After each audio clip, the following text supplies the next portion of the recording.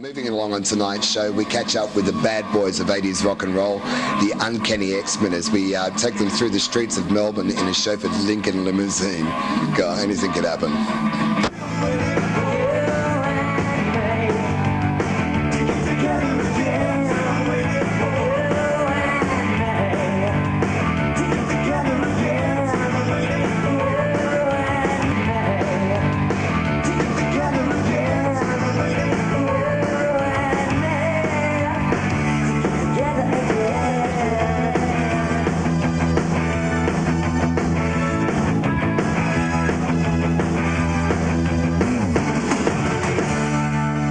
Well, you heard it. We're in the back of a Lincoln Continental going to rehearsals at Troy Balance with the Uncanny X-Men, John and Brian.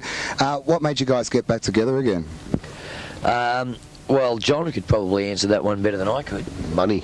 No, I shouldn't say that. No, it's very interesting when you look at today. There's quite a few bands from the 80s that have reformed, and it was inevitable that we were going to, because I feel that our profile was as big, probably if not bigger, than most of the bands that have actually reformed and done their little bit. We've probably been talking about it for a few years, and the opportunity has come along now, probably because everybody else did it.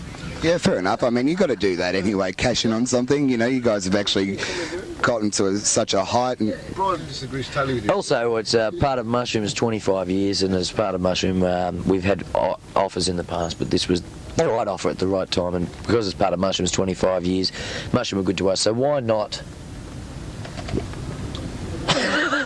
I've finished. Why not? Oh, right, why not? So it's the money then. Okay, fair enough. And will it be just like a couple of gigs, or will it be an ongoing thing? Very much depends on, I suppose, the success of it over the weekend, and if it goes, I suppose, to all expectations, we'll probably keep going and do it in other cities, I would think.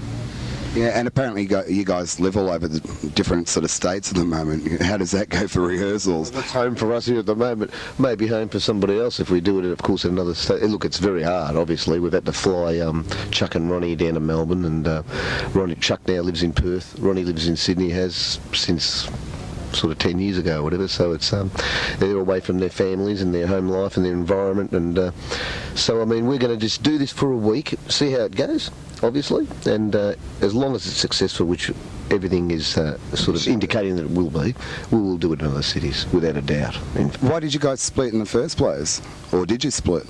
I think we basically painted ourselves into a teenage corner, and we couldn't really get out, and when your major demographic is 14, 15-year-old girls, radio stations think, well, that's not the kind of people we want to attract, because your sponsors are looking for 25 to 40-year-olds that have the most money. So that, even though it was our lifeblood, it was kind of the the death of us as well. So it'll happen this time, because all the teenagers that used to love you guys so much are all like responsible parents. 7, perfect fodder for radio. They love it. This is the target age group.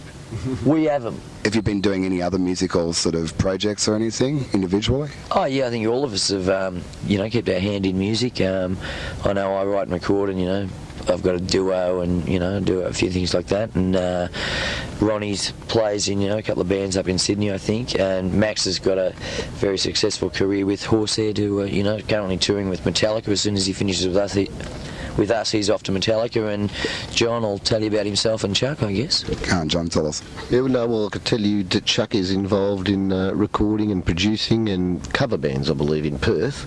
And myself, I've actually crossed over a little bit, Ash. I'm into a bit of country music these days, and I've discovered it about 3 years ago, and I absolutely love it. I love the Tamworth Festival and everything associated with that, and I've been playing with country rock bands for the last few years.